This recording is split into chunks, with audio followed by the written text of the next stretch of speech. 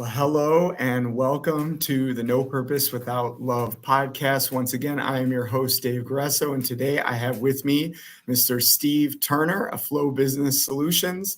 And just to run through his bio real quick, he is the president of Flow Business Solution and the chief operating officer of Beyond Resilience, LLC. I love that name.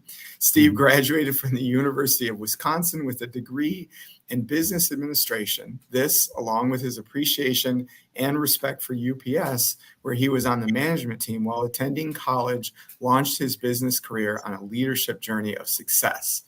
Steve has a proven 35-year career with UPS. He provided leadership in the diverse environments of operations, finance, and accounting and technology at district, region, and corporate levels. This included 5 years in Europe at the beginning of UPS's global expansion, where he was a finance director with responsibilities in 10 countries. Upon his return to the USA, he moved into UPS Information Services, leading groups that designed, built, and developed or deployed UPS financial systems for worldwide use. His management career took him through 7 relocations across the USA and Europe. His responsibilities in the countries he covered globally solidified an important fact: cultures change, but hearts do not. No matter where he went, he experienced the same reality. Employees will follow those who care about them, train them for success, and appreciate who they are as individuals. His dedication to the individual lives of his employees and the value they provided in his business groups yielded him success in every position he held. He demonstrated the value of leading employees as opposed to managing them. Systems, processes, and procedures should be managed. Employees should be led.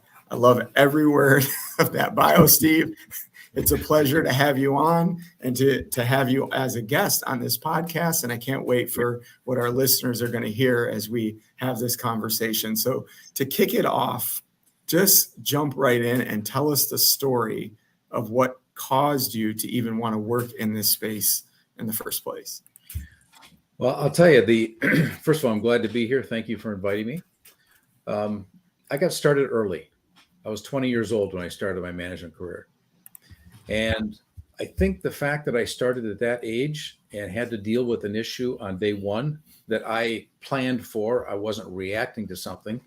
And that was, at the time I was promoted, the people that were going to report to me were going to be older than I was. And that's okay in your 30s, 40s, and 50s because nobody cares. But when you're 22 or 23 years old, you don't want somebody 20 years old basically, telling you what to do, such as that. So what happened was my mother was working for a company whose name you'd recognize if I told you, but I won't, because hopefully their systems have changed over the years. But she came back and she would tell me what they were doing so I would know what not to do. But the second thing and most important was going back to the being 20 years old. I decided that I would be successful if I just simply treated people the way I would want to be treated. So I did that on day one, and has worked for me ever since. So that's how I got started. And I'm pretty sure where that guidance came from, since, the Lord guides us along the way for sure. But that's how I got started. And it just continued, and it worked great in every place I ever was.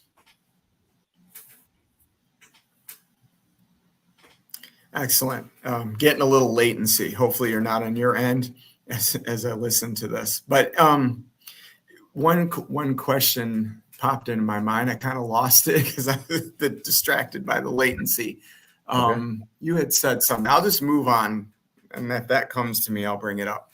Okay. How has your walk with Jesus impacted your journey so far? Well, I can give you an example of something that happened later on in my life, but this is interesting. I wasn't saved until I was 48 years old, but the entire journey that I was on up to that point, I realized later that the Lord spoon-fed me all the way through my journey. And let me tell you how I discovered that. After I had left UPS on an early retirement, I had been saved by 5 years at that point. And when I was finished, one of the things I wanted to do was get into the coaching world. So I took a look at my career and I wrote down every place I had been, every assignment I ever had. I described the type of group of people that I led and what I learned in each assignment. And what I discovered after 34 years of management, that I was spoon-fed all along the journey. And I was given everything I ever needed. And all this happened before I even realized really the active role that the Lord had in my life all this time. And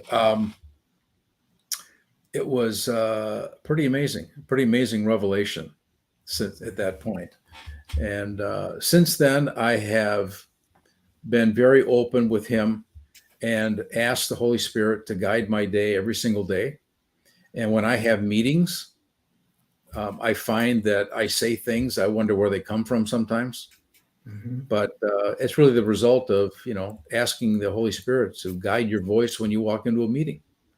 And if you do, you can provide a lot of blessing to a lot of people simply by listening to what he says. Absolutely. I can't tell you how many times I've been sitting in a meeting and thought to myself, God, give me the answer, because I have no idea what they're talking about. And then all this stuff will just come out and I didn't know what to say prior to that. I had an incident I was back here. I was back to the US after I'd been in Europe. And I was involved in an international project. And all of a sudden, this meeting was starting to circle around. And if we had gone on this particular journey we were on at that point, we would have lost 6 months of effort. Wow. Because somebody had missed the boat.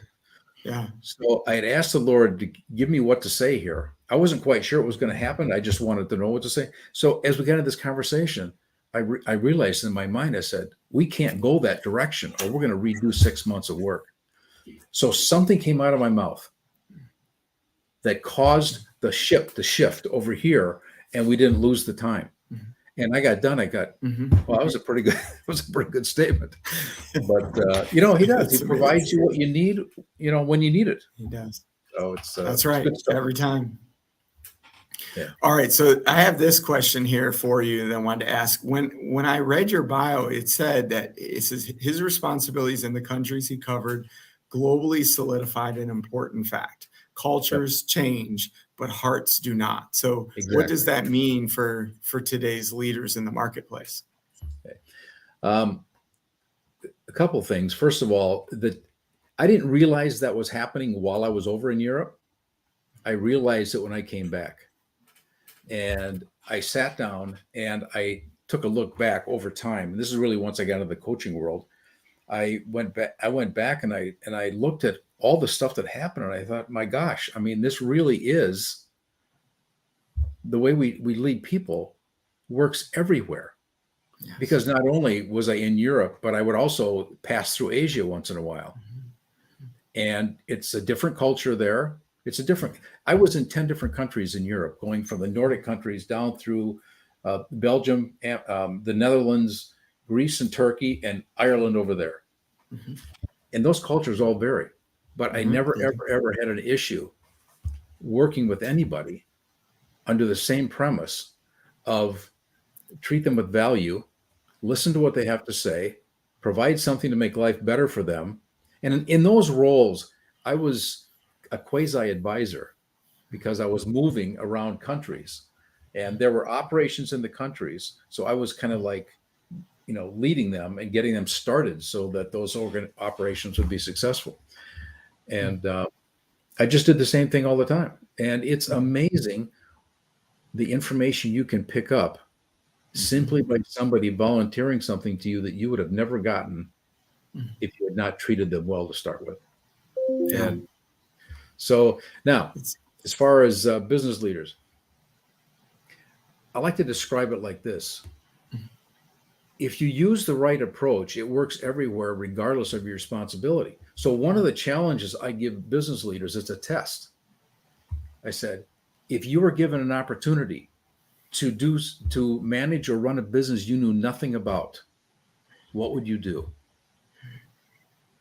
Now, when Lou Gessner took over IBM back in the 80s, when IBM was starting to struggle, he came from RJ Nabisco. Mhm. He admitted he didn't know anything about computers, but he knew people. Yeah.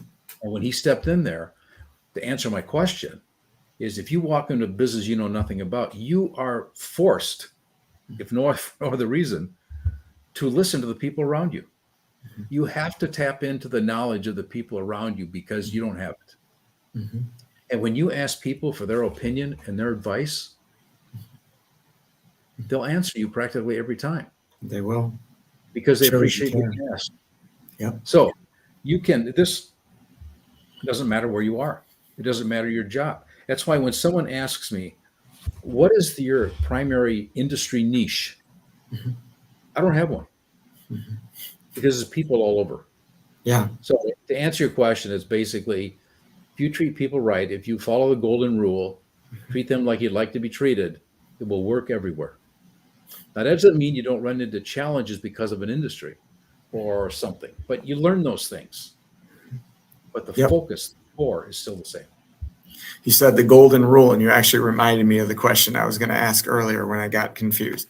So I want to talk about the platinum rule. I don't know if you ever heard of that, but I'm curious about what your I'm all thoughts ears. are. But before I do that, a lot of what you just said reminded me, I think it's Teddy Roosevelt's quote, people don't care what you know until they know that you care. And just the Right. fact that you're asking the question reveals to that person, hey, I care. And all this also just, I can't help but to realize it all comes back to love, right? It's the It is. universal language. And so regardless of what culture you exist in, you speak love, you speak to everybody. But go ahead, you were going to say something. So, do you know Maya Angelou? I do. She I think, went to be with the Lord, I don't know, 10 years ago or something. But she had a number of phrases, but this was one of them, if I can paraphrase it correctly. She'll say, people will never remember what you said or what you did, but they will always remember how you made them feel. That's right. I'm very familiar. That's one of my Yeah. favorite quotes. Yeah. And it is so true. I mean, I can tell you all sorts of stories, but I'll give you one quickly here. Go for it. Well, in one of the groups that I took over at UPS as I was on my corporate journey, I went into the group. It was actually the accounting group when I first became this is a supervisor level. So I was at that level, supervisor.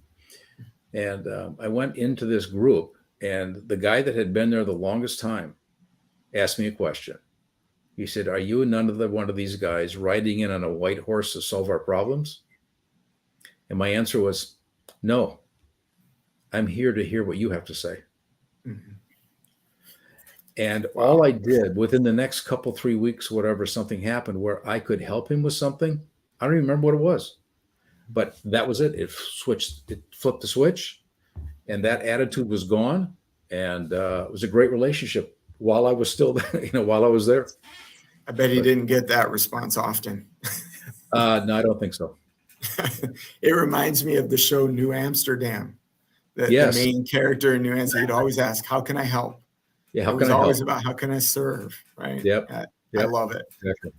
So the platinum rule, right? The Okay. platinum rule, the golden rule says treat others the way you want to be treated. But the platinum rule I once heard from another great leader in an organization that I once worked said that it's treat others the way that they want to be treated. And I think if you really think about what that means, it tends to make sense. I think it's still in context of the golden rule, but tell me more about what comes to mind. It's actually the same thing. It's just from the other side. Correct. So that's why one of the things, since you brought this up, I'll diverse into this direction for a second. Sure. One of the important things about creating a strong workforce and ones that want to follow you, so this is the lead as opposed to manage scenario, is to let them know that you care about them as an individual. When you do this, you're going to find out what they're looking for. So you don't have to guess. So if I came to you as an example and I said, Dave, good to have you. Let's say that you've been, working for me for, I don't know, a couple months. You were doing your job great. Everything was all perfect and whatever. And I came to you and I said, Dave, you're doing a great job here. I appreciate the effort you put forth. What would you like to do in 3 years? You ask that question, that person is going to realize that you care about them more than whatever their job is. Yep. Then you'll hit the platinum level rule because you will find out what they're like over time because you've opened a valuable door there. So I agree. I've never heard it before, but I agree with it because ultimately I love it. That's where you end up. And it still applies, right? Because how would I want to be treated? I'd want my leader to care to ask that question. So therefore, I care enough to ask you the same question. Absolutely. So, yep. Awesome. All right. So what do you believe the difference is between leading and managing? Okay. I think one of the easy ways to take a look at this, you can answer a long question or I'll give you a short one, but it's right to the point. When people are being managed, they end up obeying their managers because their managers are telling them what to do. When you are being led, you willingly do obviously what you've been hired for, but you have an attitude to roll up your sleeves, do whatever it takes to get over a challenge. So when people are managed, they tend to resist because nobody likes the obey scenario. I don't like it. It drives me nuts.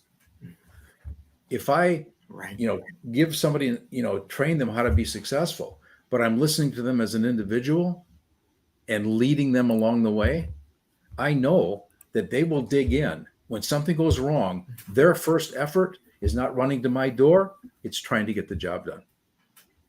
And it just creates better teamwork.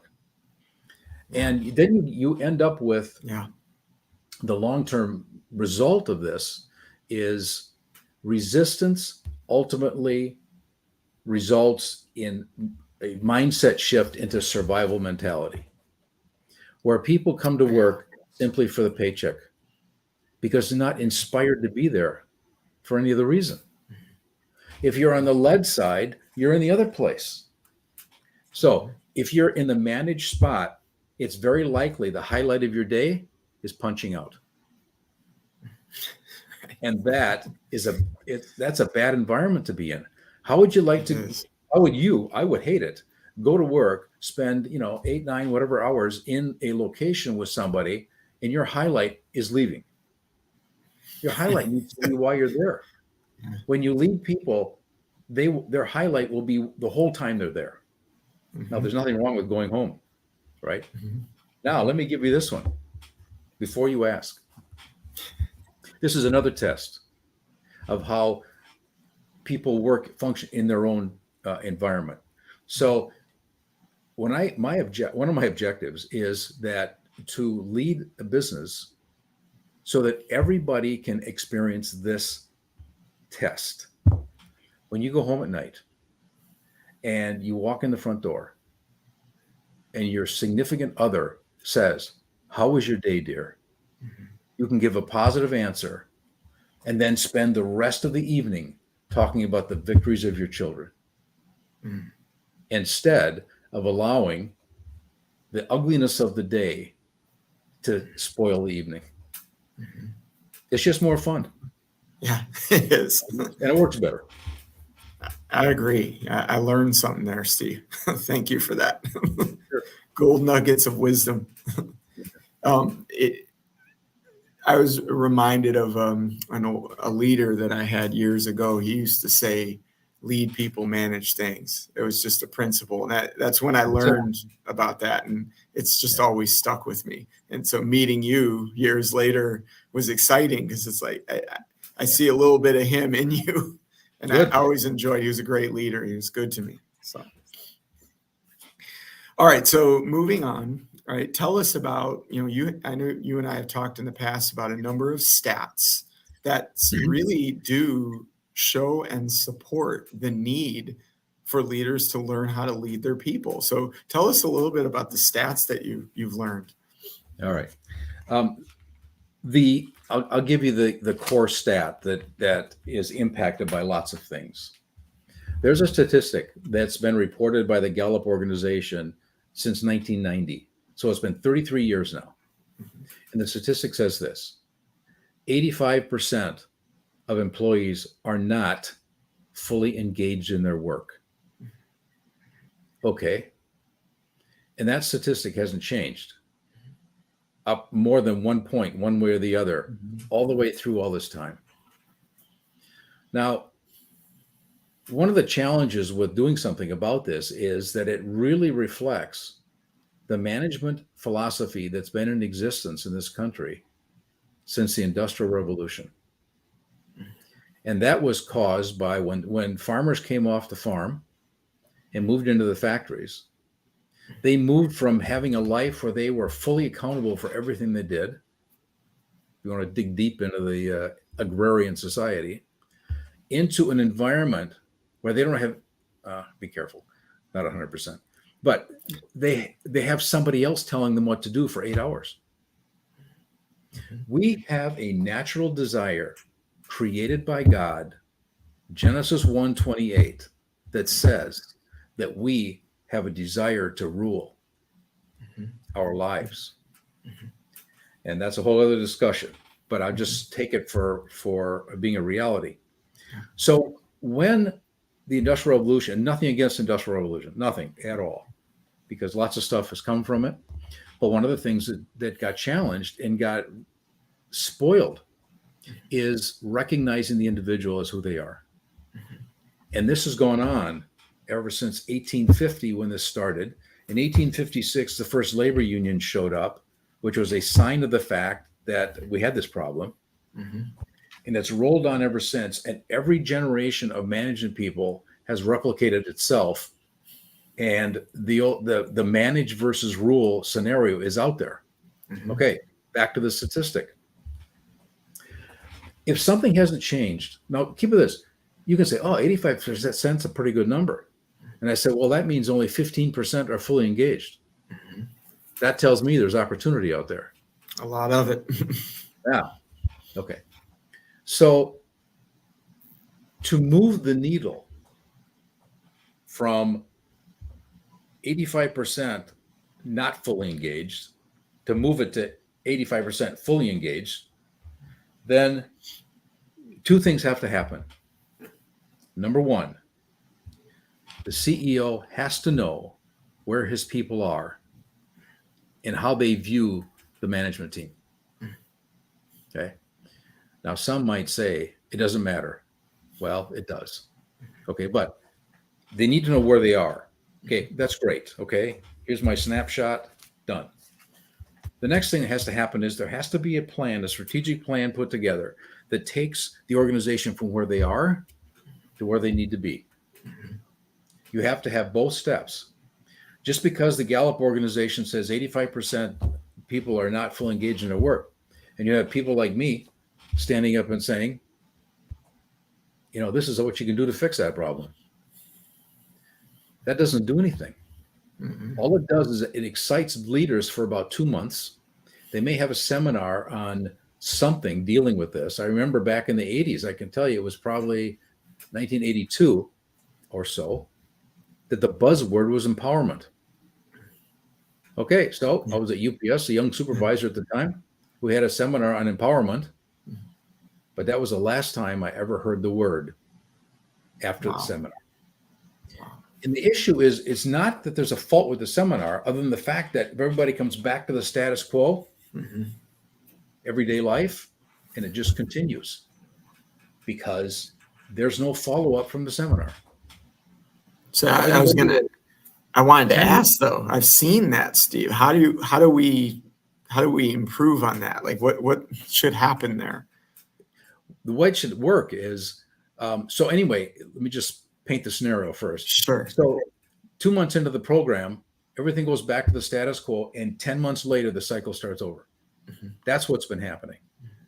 Now, the answer to your question is, the answer for every single seminar, webinar that has ever been held that's off-site, it can be on-site, but in an office. That's the point, is it's away from the workplace. is you can learn a lot of great information. I can sit here and teach everybody how to lead people. I can do it over, whatever many hours it would take me to go through all the material. If you don't do anything with it, it's just an exercise. Mhm. So you need to take what you're trained to do, come back into the workplace and actually put a plan together to put those things in place. Yep. If you do it, you have a much better chance of succeeding. But if the only thing you do is go to a seminar, you come back to the status quo, to regular day-to-day life, that's what you fall into because that's what you're used to. You have to intentionally do something to change. You're creating new habits, essentially. Yeah, exactly. And if you're not repeating behaviors, you can't create new habits, and you live under the old paradigm. Yep, exactly. Mindsets, paradigms, and all that stuff. Mhm. And there's a great book out there by James Clear called Atomic Habits. Have you heard of it? I have. I've read it. Yeah. Well, everybody should read it because it's very applicable. But It is. anyway, you have to take what you learn and apply it. Hearing it doesn't do it. You got to do something with it. Mhm. So Yeah, excellent. So this is another question that I had for you. Do all leaders believe in the manage things lead principle, and how would you respond to the conflict? say it again. Do all leaders believe in this manage things lead people principle? No. Yeah. So then how would you respond to that conflict? The way I respond, first of all, is to actually talk about the difference between the two, because you have to remember that now there are some exceptions. I've seen some breaking of the status quo a little bit in isolated places, but you have to understand the difference between the two. And I'll tell you, let me give you by example. Well, first of all, understand the difference between what does it mean to manage versus lead. Okay. Mm-hmm. Now, and I don't think there's that many people that even think about it, because all they're doing is replicating what they were taught. That's right. Because who intentionally teaches something that they know is incorrect? Right. Right. So there is a breaking of the management paradigm that has to happen. And that's why it's important. It's good to have a kind of like a progressively thinking leader who is willing to try things, look at what's going on, and want to change it. Unfortunately, it doesn't happen for everybody, but it can happen if you just take the time to listen. Now, here's the problem. When businesses start to grow, and this is actually, I have a teaching on this actually, but when businesses start to grow, even UPS with 500,000 people they have now globally started with 4 people in a basement of an office at the corner of 2nd and Main Street in Seattle, Washington in August, I think the 14th of 1907. Okay. So every single business starts with 1, 2, or 3 people or whatever, right? Mm-hmm. As the business grows, you hire some people. Now, the owner and the person that's been hired, they're working side by side because they're both working to get the job done. When the time comes that you've got like 5 or 6 employees, maybe 7, the owner is now going to say, well, I need to have somebody manage the day-to-day operation because I need to go back and do the things that I need to do to support the business. So they choose somebody. Now there's a manager. But during this time, the owner is still hiring people. So when the owner, even when the manager, they're talking, it's still pretty close working, and they determine that we need to hire, 2 or 3 more people, the owner is probably hiring yet. But the day is going to come when the manager starts to hire. There is a bond between an owner and an employee that's different than a manager and an employee. And the owner needs to instill ownership mentality in the manager so they will have the same relationship with the employees. Now let's go to the next level. Go to the next level. Now you've got more management people. Well, soon the business starts to grow and the owner gets more separated from the day-to-day work, as he should be. But what happens is all those fired up employees when you first got started, their link was the owner. Now the owner's not there. And if the manager's not trained to treat people like they're supposed to be treated, those employees will start the downward spiral from being a tremendous employee down to becoming stagnant. And that's how organizations change. And you have to be intentional to stop the spiral. And then, now, go ahead. So there is a little bit more to the story. Sure. Now, what happens in an organization where there's multiple levels of management?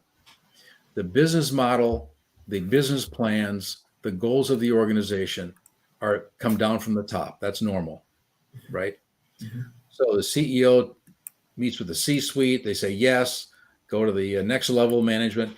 Ultimately, that message of this is our business plan flows down into the frontline supervisor, who, in my opinion, has one of the hardest jobs in any organization. Because that person has to take the number message and give it to his people who have their feet in the street in an inspirational message. So that those folks that actually make the business function are doing it because they want to. So that that happens. And there are too many frontline supervisors that have no clue how to do that. And there's no training for it. No. I came up through the ranks. I know it. I started with, the golden rule thing at the beginning. So I got through it because that's the way I treated people all the time. But if you're promoted to be a management person based on what you did in your non-management role, that doesn't make you a leader. You have to develop leaders. All right. That was a long answer to your question. No, it was great. I've never heard anyone break it down like that. But what stands out to me about that is the need for better relationships and the forming of that across the lines of not just ranks, just between people. Because if the owner doesn't do a good job taking that vision and that passion and really the why behind why they started in the first place, everything gets lost and diluted. It's like that. I think it was back in school when we would whisper something in the person's ear and then they would pass it to everybody until it got to the end. It was completely different. Yeah. See, here's another challenge. And this is one of the things, if I had the opportunity to speak to every single new CEO that started a business, that's my first message. They don't do it intentionally. They're just wrapped up in the growth of the business. That's normal, right? It's just not thought of, and it needs to be. Yeah. So when I have talk to people about scaling a business, that's one of my biggest topics because it's the most missed part of it as well. Yeah. So I want to shift the conversation a little bit. So a lot of employees look to better opportunities go in their future. And that may or may not mean remaining on the same team as that leader that they're working with. And there's a lot of leaders that aren't comfortable with this. So talk to us a little bit more about why you don't have an issue with that. Based on our past conversations, you think that's a great thing. Yeah. Now I've done a lot of assuming new job roles as I was rolling through UPS. So, I've hired a handful of new people, but I developed them along the way. But the how do I answer that question? the important thing here is to remember what it's like to be on the other side. If you always remember what it's like to be on the other side as a management person, you will treat people the way they need to be treated. And it's repeat the second half of your question, because my brain started rolling off when you got started. It's quite all right. I know we're dealing with a little latency too. No, it's a good question. It's so what I was saying is, like, if folks are moving on in a different direction, Okay. some leaders are like, no. Yeah. All right. Go ahead. So when I bring people on and I find out who they are and what their goals are, I don't care if they are going to have to go outside the organization to satisfy their need. Now, I'll be very honest with you. I will try everything possible to provide somebody with what they're looking for. Because of the fact that I'm willing to do that, makes that employee or encourages that employee to want to be in the group working. Now, I had this happen. I had, when I was in the technology group at UPS, I had an excellent programmer who had a great personality.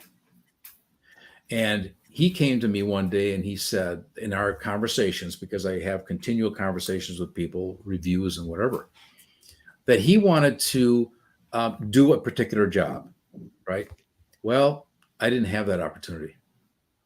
So I knew full well the day was going to come when he was going to come in my office and tell me that he was going to move on, right? That's good for him. But while he was with me, he was an ace. He was an excellent employee. He did what he was supposed to do with a great attitude, had a great relationship, because his contacts were all the people in all the foreign countries that UPS had in the financial realm. He was always talking to them. So even when the day came that he decided to move on, great, congratulations, let's go. I brought a young lady in to take over for him. They worked together for a short time. But the fact that he had the relationships with all the people in all the countries that we were working with made her job easy to learn. And she stepped in practically with a very short learning curve, because those people out there made her successful. But it's still, when you come down to individuals, we want individuals to be successful in their skill set. Now, as I said before, I'd rather they stayed inside UPS at that point. UPS is a massive organization and there's lots of job opportunities, but not everyone. And in this case, I lost somebody because of it, but that's okay. He was great while he was there.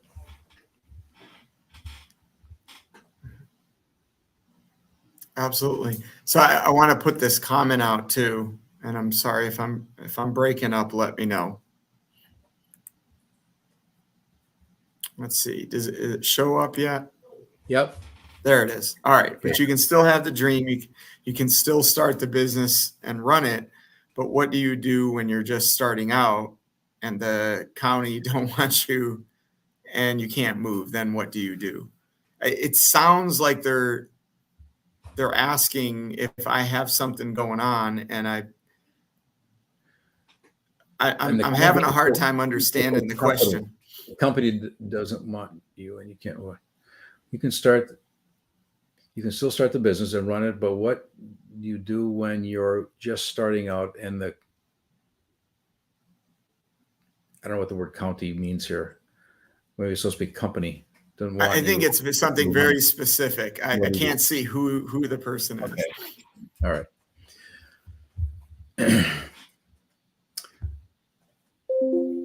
If I make an assumption on what this question is. Well, if you can bring, okay. It's his name is John, and John's asking the question. So John, if you could clarify your question, so that in a way that we can answer it, then we'll go ahead and answer the question. In the meantime, while he's doing that, what are a few things that leaders can do today for their employees to give them a greater sense of meaning, purpose, and joy in the work that they do? There are certainly actions to take, but you have a hurdle to get over. Okay. If you've been a certain type of manager, certain type of leader as a manager for a while, whatever a while means, and they decide that they want to shift gears so they're more people related, people oriented, etc. Most of the time you can start to cross the bridge when you sit down and have conversations. Now, I usually warn somebody that if you want to shift and become a people person when you weren't one before, your people are going to study you and basically test you and find out what you're doing, because you're not yourself, you're a new self. So I tell people to take small steps. In other words, you might want to get your group together, have a group meeting that basically goes like this. You can say, I would like to get you more involved in the things that we do here. I'm wide open to your recommendations. If you have any questions about what we're doing, I would like to answer them. Now, most likely the people are going to have you on trial. They're going to say, they're going to think, well, I don't know for sure if this is happening. But just go through the process a couple times. When you find something that can be done for them, do it. And they will begin to believe you. Then you can move into one-on-one meetings, asking people personally what they would like to do. And you can close the gap into where you're a leader who wants to develop people, as opposed to being a manager. Were you able to hear anything I said by chance? It seemed that the counter was still. I actually lost complete connection, Steve. Okay, but so your I think so. Yeah, I think the stream continued. The stream continued, but you lost me. Okay, so I'm going to start over then. All right. Sure. I think the best way to open the door for somebody for a leader a manager to move into being a leader is to sit down with people and ask them for an opinion, and tell them that I would really like to get ideas from you and what we do here, keeping this in mind. This is important. You're not putting the business up to a vote. You're gathering information. You're gathering people's opinions.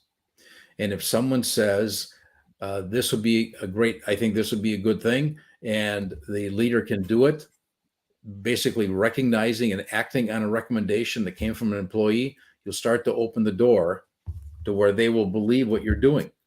Because you do this the first time, they're going to wonder if it's a show. But when you do it the second time and the third time, in other words, having these get-togethers, they'll start to see that you're serious about what you're doing. Once they get to that point, then you've got the flexibility to do the other things. Like one of the things I focus on is, one of the things that people hate the most are annual reviews.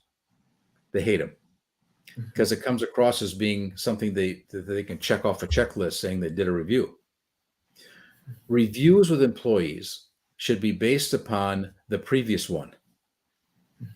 So when you bring somebody in, you start training them, you might have a review, sit-down review, not a training session, a sit-down review, and you may do that once a month for a while. Then it may go to every 2 months or something. But the timing is based on what the employee needs, not based on a calendar that says I need to have a review once a year. When I sit down, and the timing stretches out over time, because you begin to recognize and learn each other, and there's a program going on. So if I was to ask you, what you'd like to do in 5 years, and you give me an answer, and I think it would be a good idea if we would touch base in 4 months and just see what your thinking is, I'd say, well, let's have a chat in about 4 months and see where you are. Right. And so then 4 months later, we have another chat, and you set the reviews up based on the previous one, based on what would be the best timing, not because it's a year, but because it helps you. And keeping in mind, every time you help an employee, you're helping your business because the teamwork is better. That's right. So, yep, people can change for sure. Yes, But they can. You have to decide to change first. That's right. I mean, it just still comes back to caring enough about the people. This is a people game. Businesses exist to serve people. Like that. What is the point of having one?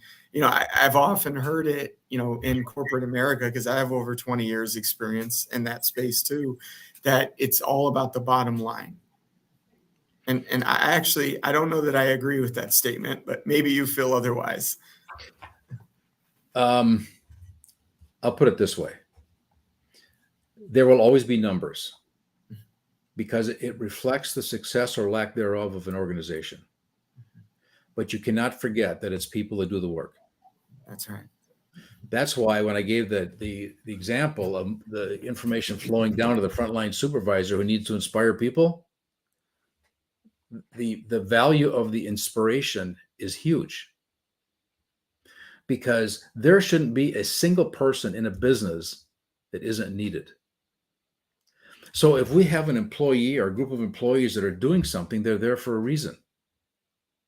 So they should feel as important themselves as the reason they're there. They should not be demoralized because they're there, because the job they're doing is still needed.